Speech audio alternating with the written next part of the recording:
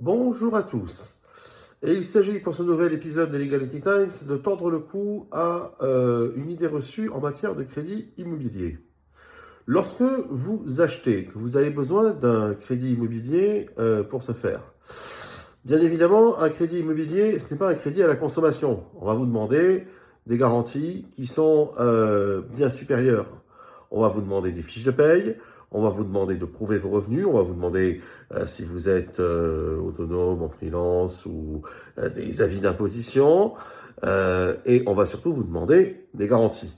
Et on va vous demander une garantie souveraine, en majesté, qui est le bien sur le bien que vous allez acheter.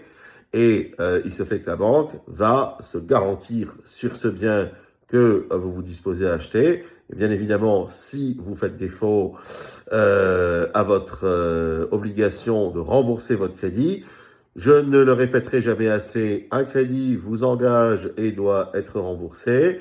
Eh bien, la banque, au bout de trois, et je dis bien de trois défauts de paiement, engagera une procédure en recouvrement, à l'issue de laquelle, et là pour le coup c'est assez rapide, à l'issue de laquelle elle lèvera l'hypothèque faite sur le bien.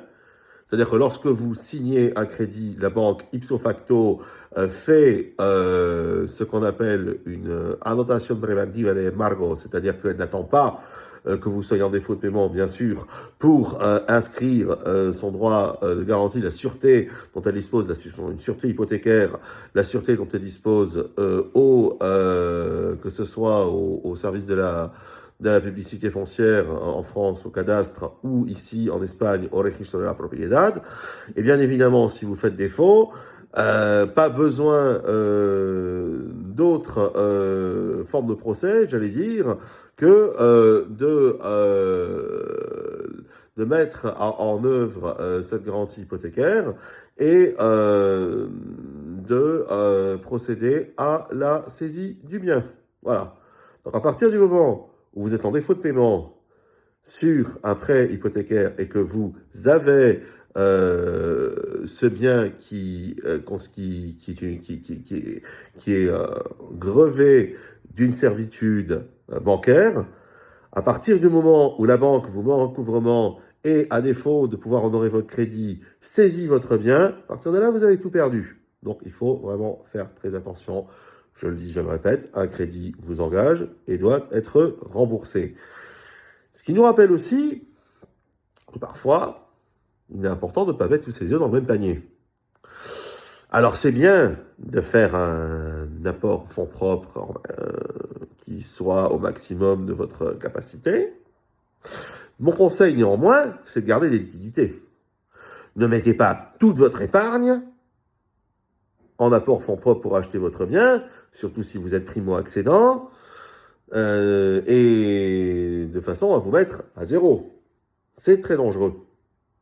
Rester sans liquidité, c'est extrêmement dangereux. Donc, contrairement à ce qu'on pense, il est possible, et en particulier en Espagne, il est possible, les banques espagnoles font droit à ce genre de demande, il est possible de contracter un prêt avec une apportation en fonds propres, un apport, aportation en espagnol, apport en français, de jongler entre les deux langues, aportación, de fondos propios, de 10%. Oui. Vous apportez un 10% du volume de votre achat, ça peut être considéré comme suffisant et la banque vous prêtera le 90% restant. Bien évidemment, les conditions ne seront pas les mêmes en termes de taux, en termes de durée, en termes d'assurance et de garantie exigée. De toute façon, la garantie hypothécaire sera la même, hein, c'est-à-dire que vous apportiez 30 ou que vous apportiez 10, que vous apportiez 10 pour 10, 20 ou 30%, la banque se garantira sur, c'est pas un nantissement en soi, c'est une hypothèque, mais la banque se garantira sur votre bien que vous êtes en train d'acheter. Bon. Donc, il est tout à fait possible de d'apporter un minimum de fonds propres à hauteur de 10%. Et j'allais dire, si vos liquidités si votre épargne n'est pas très abondante, eh bien, alors évidemment, bon, si c'est, j'allais dire, si la condition sine qua non pour constituer un 10% est déjà de vous séparer de toute votre épargne, bon, et que vous y tenez vraiment, faites-le, mais c'est toujours dangereux de se séparer de son épargne et de rester à zéro, hein, garder ce qu'on appelle au moins une poire pour la soif. 10 000 euros, c'est un minimum. 20 000, c'est déjà une sécurité, mais 10 000, c'est un minimum sur un compte d'épargne. À plus forte raison, quand on a une famille à charge, ou à plus forte raison, quand on n'a pas de revenu fixe, quand on est en freelance ou en autonome ici, ou on va dire pour une profession libérale, ou qu'on soit, bon, voilà, même quand on compte sur une bonne clientèle, sur une bonne patientèle, c'est toujours très imprudent de se mettre à zéro au niveau épargne.